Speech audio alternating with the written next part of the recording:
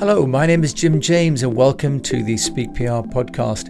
This is a show for entrepreneurs who know that they've got value locked up in their own business if they can just find ways to communicate that.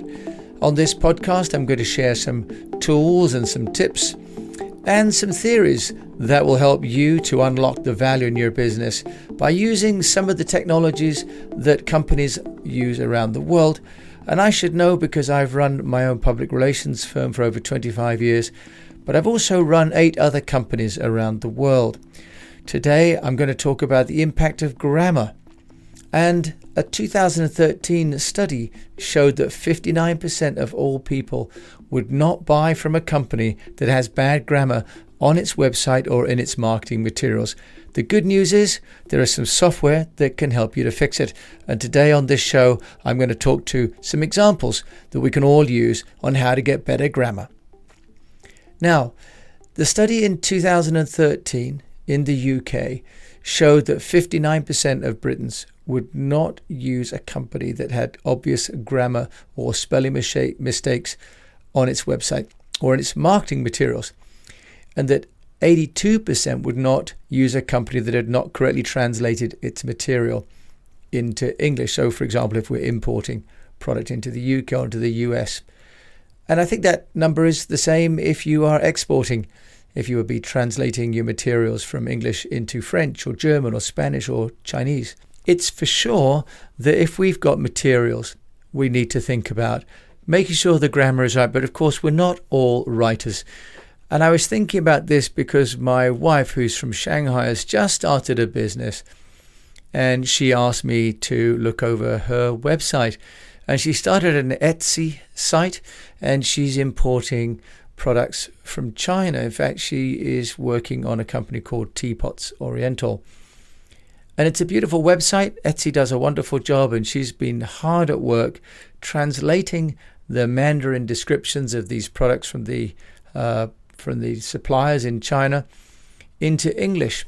And she asked me what I thought. Now, I couldn't help because it's an occupational hazard, but to point out 1 or 2 grammatical errors, which of course didn't go down well. I was asked to give a positive opinion, not necessarily an honest one. So quickly I withdrew from the situation, but I did introduce her to a service called Grammarly. And Grammarly, it was founded by 2 people, Alex Shevchenko and Max Lytvyn. And it was founded back in 2009, has become now the staple for many companies, including my own, for grammar checking. Now, these 2 young men, one has an MBA from the University of Toronto, and prior to that from the Vienna School in Austria. And the other one, Lytvyn, has an MBA from Vanderbilt, but also is originally from Ukraine. He has a degree from the University of Kiev. These 2 gentlemen have set up a business which now can be embedded into your browser and into your computer, a Mac or Microsoft based. And Grammarly helps really to remove the most basic of errors in our text. It can also, though, go further and go deeper depending on the package that we buy. Now, the very basic one can be added onto a browser, and it can check the tone of a message before you hit send. I have it now actually in my social media browser bar. It can actually start to send and has little icons to say whether it's a positive or negative or a neutral tone, which is quite nice. Now, it also has features where it can, for example, now on the iPad, integrate with all the other apps that we use and also on the phone, which means that the old problem of typing on the pads or on the phones on the go and leaving bad grammar actually can be eradicated. Grammarly enables you to check and to offer alternatives to the way that we've written something. So if we're doing Gmail or Twitter, there's no need anymore to cut and paste it into the application, and it automatically does it. This is new on Grammarly.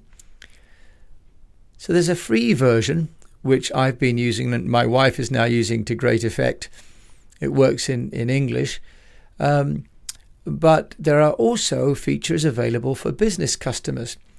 And this I thought was very interesting, because one of the issues that I've faced as I've worked with clients is that companies will have their own style guides, just in the same way that they will have their own, for example, color and design guides for use of logos. Companies will have the same way of, for example, capitalizing their company name, or how they'll write a product. Is it an uppercase or lowercase, or half uppercase and half lowercase, for example. Now, this in the past, as I've worked with clients around the world, has led to many a rewrite of words in press releases, as especially software will try and automatically auto-correct words. Now, Grammarly for Business enables a company to standardize in the way that one would, for example, colors, standardize text, but also sentences and certain expressions. And it can offer customized and real-time writing suggestions to employees. And interestingly enough, with the business and the premium edition, it's even checking for elements like plagiarism, formality, and inclusive language, which I understand now in America is becoming really an issue.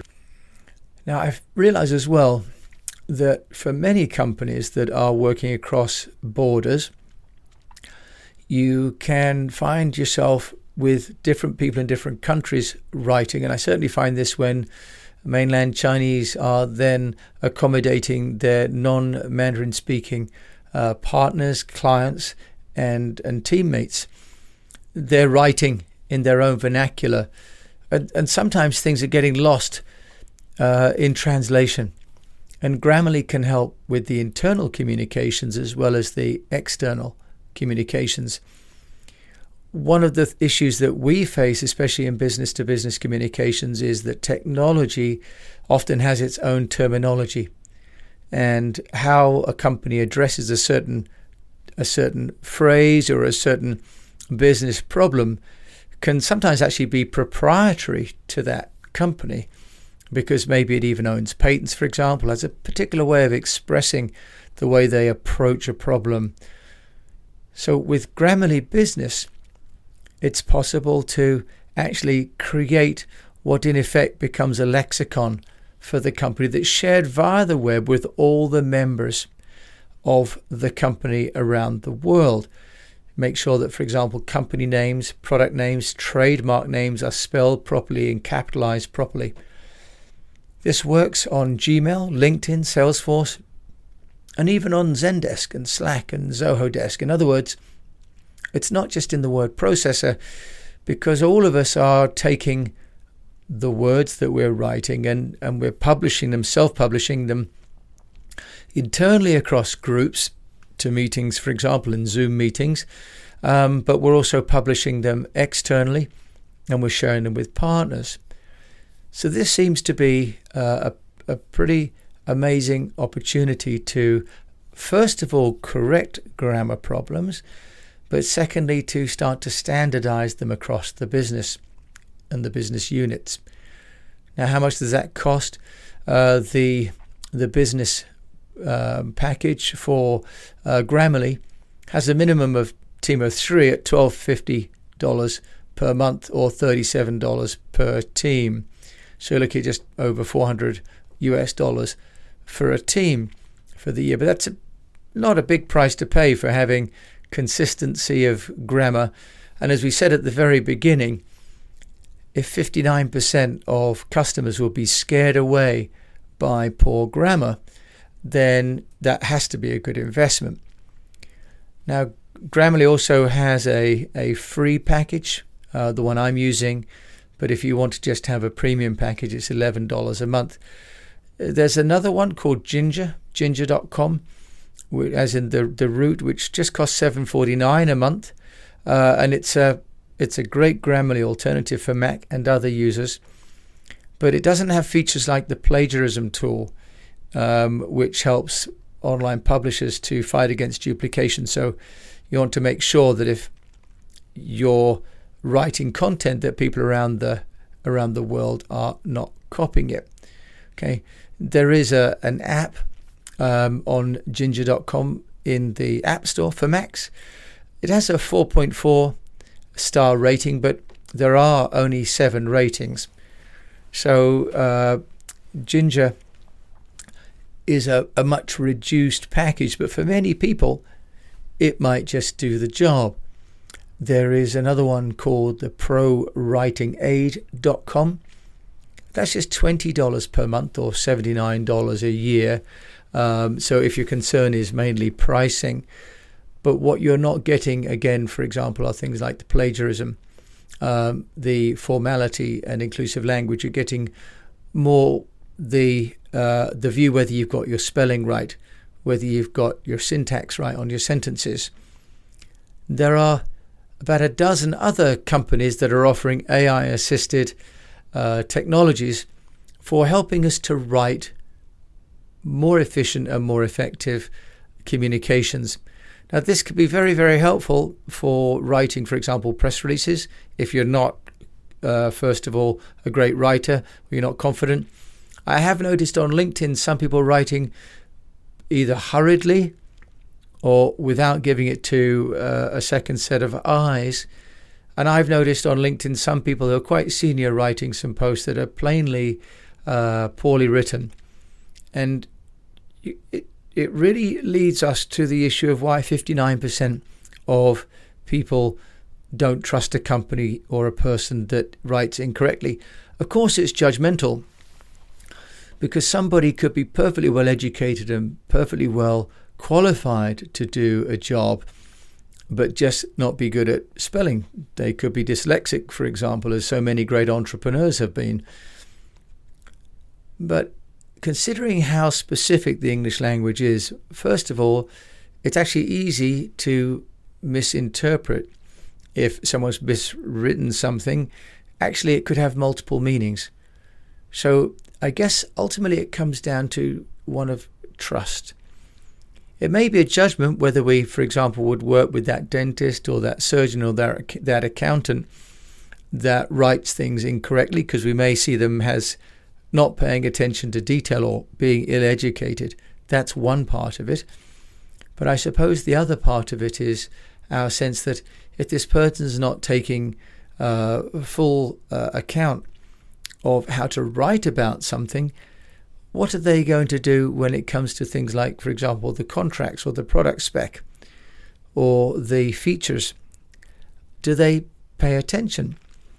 So it's a question, I suppose, of not only could they write this properly in the perfect world, but have they really paid attention to what they're writing? In other words, it may just be that they're being sloppy. And this may be the fundamental underlying issue why people don't trust companies that are not writing accurately.